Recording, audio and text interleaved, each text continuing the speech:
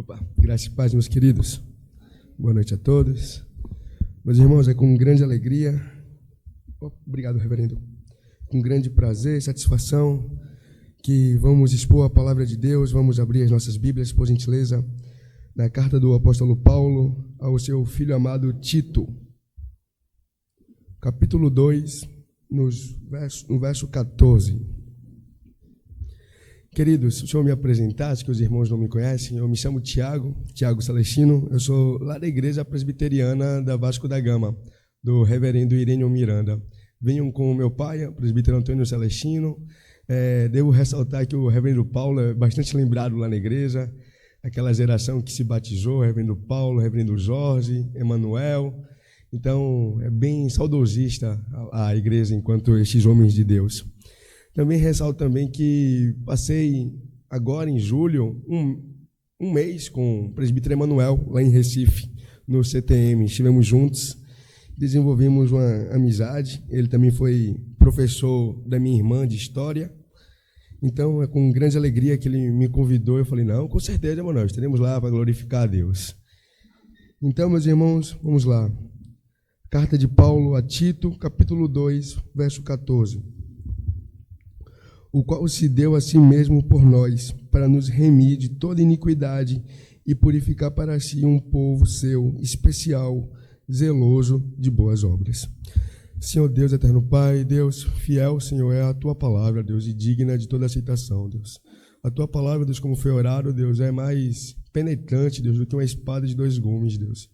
E neste momento agora, Deus, eu te peço, Deus, abre, Deus, os nossos ouvidos, Deus, abre, Deus, o nosso coração, Deus, que venha ser uma terra fértil, Deus, para a Tua palavra, Deus. Que venhamos sair daqui, Deus, modificados, Deus, de como entramos, Deus. Que os nossos corações, Deus, venham, Pai, pulsar, Deus, mediante a pregação da Tua palavra, Deus. E a Tua palavra tem poder, e como tem poder para isso, Cristo. Nos abençoe nesta noite, Senhor, em nome do Senhor Jesus. Amém.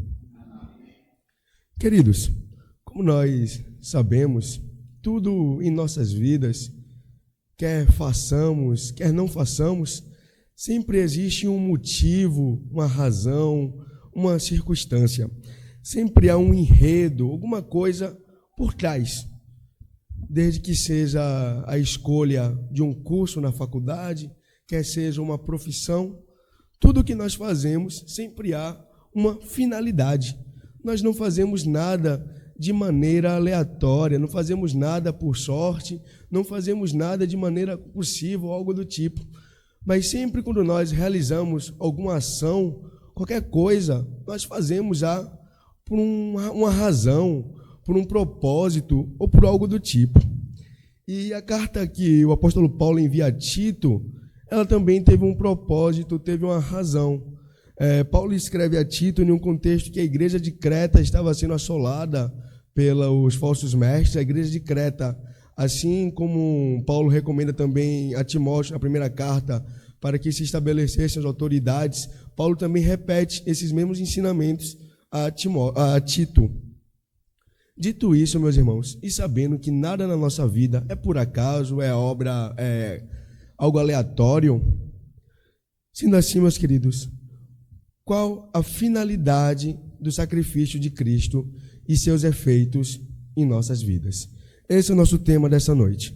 Qual a finalidade do sacrifício de Cristo e seus efeitos em nossa vida?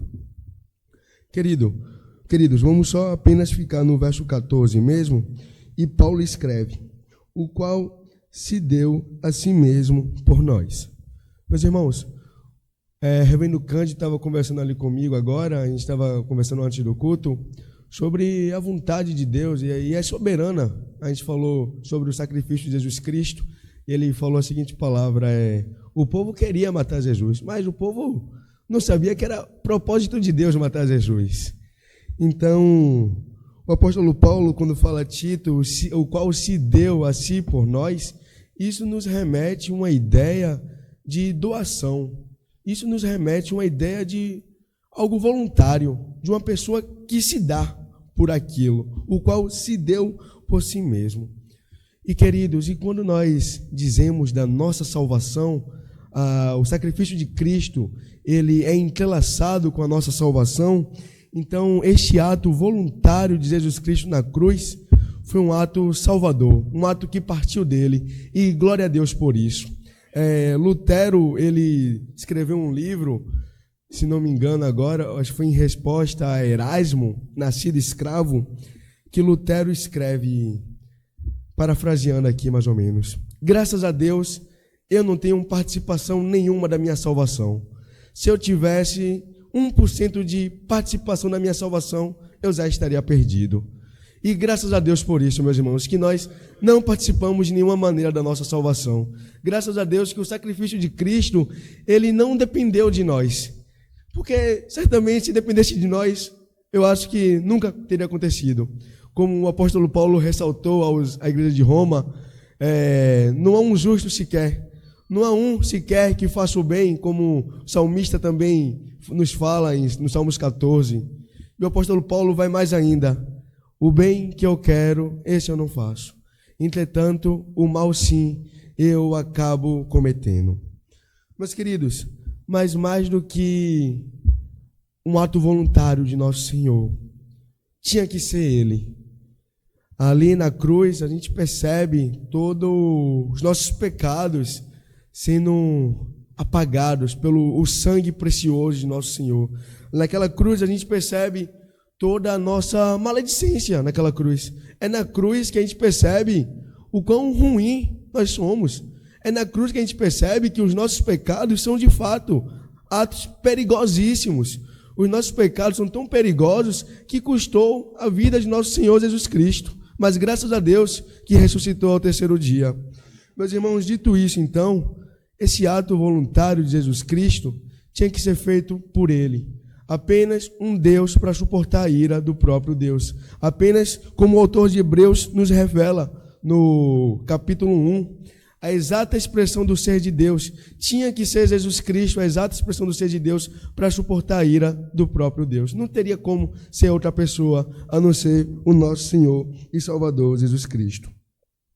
Queridos, mas o apóstolo Paulo continua: o qual se deu a si mesmo por nós, para nos remir de toda iniquidade.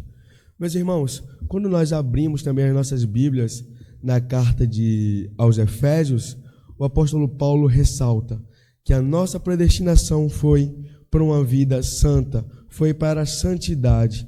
E, meus queridos, o primeiro efeito do sacrifício de Cristo naquela cruz, a primeira finalidade do sacrifício de Cristo naquela cruz, sem sombra de dúvidas, podemos ressaltar que foi nos remir de toda iniquidade. O sacrifício de Cristo naquela cruz, ele teve como objetivo nos tirar esse fardo, esse peso, esta assombração do pecado em nossas costas. Ele teve como finalidade nos tirar como reféns do pecado. Entretanto, não, agora somos livres pela graça de Cristo Jesus desse mal que é o pecado. Agora temos acesso direto ao Pai, graças a Deus por isso. Temos Jesus Cristo, como os irmãos me oraram, nosso intermediador. E glória a Deus por isso, meus irmãos. Meus irmãos, então, o sacrifício de Cristo naquela cruz, ele teve como finalidade nos limpar. E eu gosto muito quando Davi ressalta em seus salmos, lava-me e serei mais limpo com ísopo. E eu fico pensando, meus irmãos, se no Antigo Testamento, aqueles sacrifícios em que nós lemos em Levíticos, que vemos também no livro de Êxodo, se aqueles sacrifícios, como o autor de Hebreus nos refere, sacrifícios de animais, tinham poder de nos limpar, de nos purificar perante a Deus, quanto mais o sangue de nosso Senhor Jesus Cristo, meus irmãos. Sangue esse poderoso para nos remir de todo e qualquer pecado, queridos. Certa vez, também Lutero, ele dizendo que teve um sonho, e neste sonho Satanás chegou com uma lista imensa de pecados, apontando para ele, que ele fez isso, aquilo. Olha, Lutero, você é esse miserável aqui mesmo, você é esse que pratica isso, você faz aquilo, você é um cara mentiroso, você é um cara desonesto, você é isso e aquilo. Entretanto, Lutero falou, Mas vale ressaltar que o sangue de Cristo me lava de todos os pecados. E graças a Deus por isso, meus irmãos. Temos essa plena certeza, essa convicção de que o sacrifício de Cristo não foi um sacrifício em vão. Foi um sacrifício libertador. Foi um sacrifício purificador de nossos pecados, meus irmãos. E nisso temos a liberdade em Cristo. Nisso temos a liberdade de vir aos domingos e falar: que bom, estamos no dia do Senhor. Vamos glorificar a Ele, porque Ele nos limpou. Ele nos redimiu para a sua boa obra. Então, meus irmãos, a primeira finalidade do sacrifício de Cristo naquela cruz foi de nós sermos limpos. Foi do pecado não ter mais esse efeito duro em nossas vidas. Entretanto, a graça de Cristo ser manifestada em nossas vidas. Meus irmãos, e Paulo continua: para nos remir de toda a iniquidade e purificar para si um povo seu. Meus irmãos, o sacrifício de Cristo naquela cruz, ele foi para um povo determinado. Foi, sim, uma expiação limitada, como nós bem sabemos, quando nós pegamos os 5 pontos calvinistas. E graças a Deus, que aprove a Deus revelar Cristo Jesus em nós. Aprove a Deus fazer isso. Então, nisso tudo, nós somos agraciados. Me sinto muitas das vezes igual o Sermão do Monte, um bem-aventurado, por ter Cristo Jesus nos nossos corações. Porque Deus separou para si, sim, um povo, e um povo exclusivamente seu. E o texto, queridos, continua: separou para si um povo especial, zeloso de boas obras. Meus irmãos, neste contexto todo, nós temos sim nós sabemos a finalidade do sacrifício de Cristo. Nós sabemos porque se deu aquele sacrifício. E como ressaltei, aquele sacrifício de Cristo, ele não foi um sacrifício porque nós somos merecedores ou algo do tipo. Não foi um sacrifício porque eu sou um cara bonito, eu sou um cara bondoso, eu sou um cara legal. Não, muito pelo contrário, meus irmãos. O apóstolo Paulo é enfático. Nós estávamos perdidos em nossos delitos e pecados. Nós precisávamos de um Salvador. Nós sim precisamos de Cristo Jesus. Reverendo Irênio, ele tem uma frase muito boa, que toda vez eu converso com ele e falo: pastor, isso que o senhor falou é de fato real. Ele fala: Tiago, toda vez que eu vou orar, eu olho para Deus e falo: Senhor, quem precisa de ti sou eu. E essa frase, meus irmãos, nós devemos falar todos os dias para Deus, quando iremos orar, quando iremos ter nosso momento de devocional. Senhor, olha para mim, quem precisa de ti sou eu. E queridos, e nós temos a convicção de que Ele separou para si um povo seu, um povo zeloso, e que nós estamos nesse povo. E Paulo fala: um povo zeloso de boas obras. Então veja só, Cristo sacrificou naquela cruz por um ato dele, um ato voluntário dele, aquele ato em que nós não tivemos participação nenhuma, e graças a Deus por isso. A W. Pink, ele tem uma frase que dizia: a única participação que eu tenho na minha salvação é em pecar, apenas isso. O que me faz ser salvo é porque eu peco. Tirando o meu pecado, eu não me envolvo nada na ação gloriosa de Cristo. Então, meus irmãos, depois que nós somos salvos, depois que nós temos o sacrifício de Cristo, um sacrifício bondoso para conosco, Deus separou para si um povo para Ele. E é um povo zeloso, um povo de boas obras. Queridos, então nós podemos dizer que que a marca de alguém que pertence ao exército de Cristo, a marca de alguém que faz parte de Cristo, é ser zeloso e de boas obras. É você colocar em prática agora a sua fé cristã. Concordo com todas as letras com que Tiago escreve em sua carta, de que a fé sem obras é uma fé morta. A fé sem obras, meus irmãos, é uma fé morta. Como o mundo aí fora vai saber que nós somos esse povo zeloso de Cristo, se nós não colocarmos a nossa fé em prática nesse sentido? Como o povo aí fora vai saber que nós pertencemos a um Deus Salvador, um Deus amoroso, um Deus bondoso para conosco. Então, meu irmão, se você é de fato um salvo em Cristo Jesus, um eleito, tenha também esse zelo pelas coisas de Cristo. Execute as boas obras. Senhor, bata continência para Ele. Reverendo Paulo Júnior, ele fala o seguinte, que todos os dias quando ele acorda, ele diz: Senhor, bato continência para o Senhor que é meu general, e quais são as coisas que devo fazer hoje? É o que devemos fazer, olhar para Deus e dizer: Senhor, estou aqui pronto para o exercício do seu mandato, estou aqui pronto para realizar ações zelosas e de boas obras, todos os dias de nossas vidas, meus irmãos. Não importa se estamos dentro de nossas casas, nós devemos ser sim cristãos em nossas casas. Hoje de manhã o reverendo, o nome dele é um pouco complicado, ele é Eusébio, acho, se não me engano.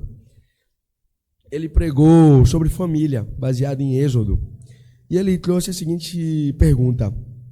Ele falou: meus irmãos, já perceberam quanto é difícil ser cristão em casa? Quanto é difícil nós colocarmos em prática a nossa vida cristã fora das quatro paredes da igreja? E, de fato, meus irmãos, é algo complicado. Quando a gente vê ali agora Jesus Cristo em Gadara, expulsando os demônios daquele gadareno, ele vai se ter com o Senhor e vai falar: Senhor, deixe-me ir contigo, deixe-me... Juliezer, o nome do reverendo, perdoem meus irmãos, Eliesébio não, Juliezer. E aquele gadareno vai dizer: Senhor, deixe-me ir contigo. E Cristo fala: não, você fica aí com os seus. Então, há uma necessidade, meus irmãos, de nós sermos cristãos em nossos lares. Há uma necessidade de nós resplandecermos a graça misericordiosa de Cristo em qualquer lugar, em qualquer área de nossas vidas. Quer seja dentro de casa, quer seja em nossos trabalhos, quer seja na faculdade, quer seja em qualquer local. Devemos dar bom testemunho da graça de Cristo em nossas vidas, meus queridos. Não importa se é apenas em quatro paredes, não importa se é na junta diaconal, não importa se é como presbítero, não. Em qualquer lugar você deve glorificar o nosso Senhor Salvador Jesus Cristo. Os reformadores, eles tinham uma expressão que é uma expressão muito boa. Eu colei bem no meu guarda-roupa. Minha cama é de frente ao guarda-roupa. Que é corão-deu. Que é como se fosse a face de Deus na cara de Deus. Meus irmãos, isso demonstra que Deus, Ele está vendo sim todas as coisas que você está fazendo. E que você tem que sim glorificar Ele em todas e em qualquer circunstância de nossas vidas, meus irmãos. Porque foi para isso, foi com essa finalidade que Jesus Cristo se entregou naquela cruz. Foi para que nós pudéssemos ser redimidos, purificados com aquele sangue. Mais alvo que a neve, esse sangue nos torna, não é isso que cantamos no inário? Sim, deste sangue lavado, mais alvo que a neve eu estou. Meus irmãos, a finalidade do sacrifício de Cristo naquela cruz foi para nos limpar, foi para nos redimir. O mesmo propósito, o qual Ele nos predestinou, segundo Paulo relata aos Efésios. E foi por isso também que Jesus Cristo orou ali naquela oração sacerdotal em João 17. Senhor, santifica-os na verdade.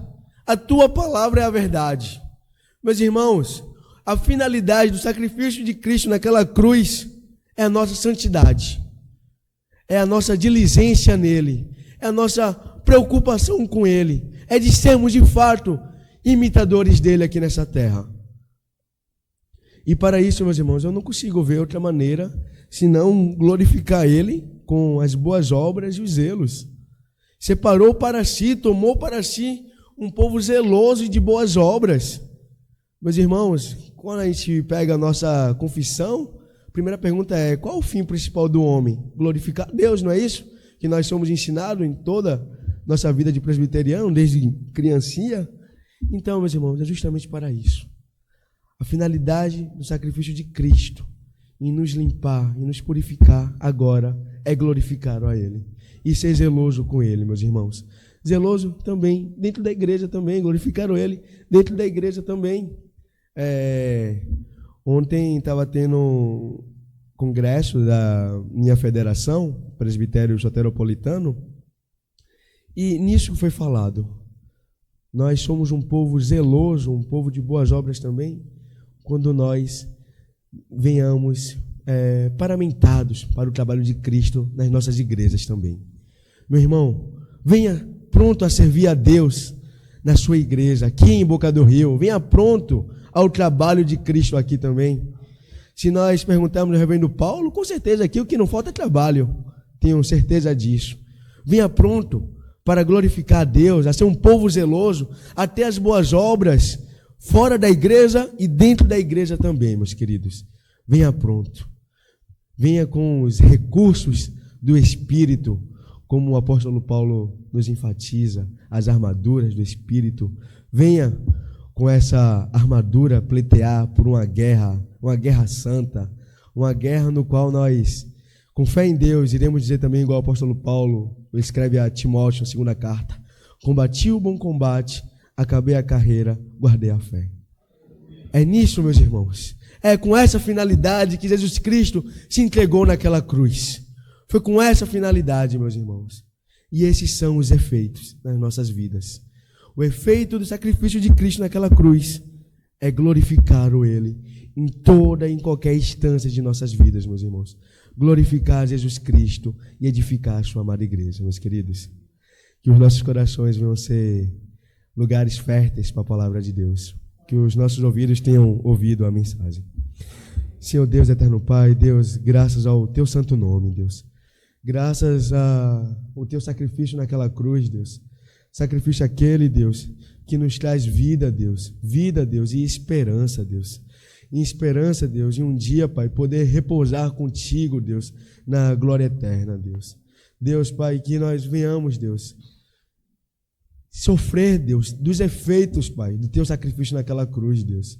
Venhamos, Deus, sofrer, Deus, dos efeitos, Pai, do Teu sacrifício, Deus, sacrifício vivo, Deus, naquela cruz, Deus. Sacrifício, Deus, poderoso, Deus, o qual o Senhor aplicou naquela cruz, Senhor.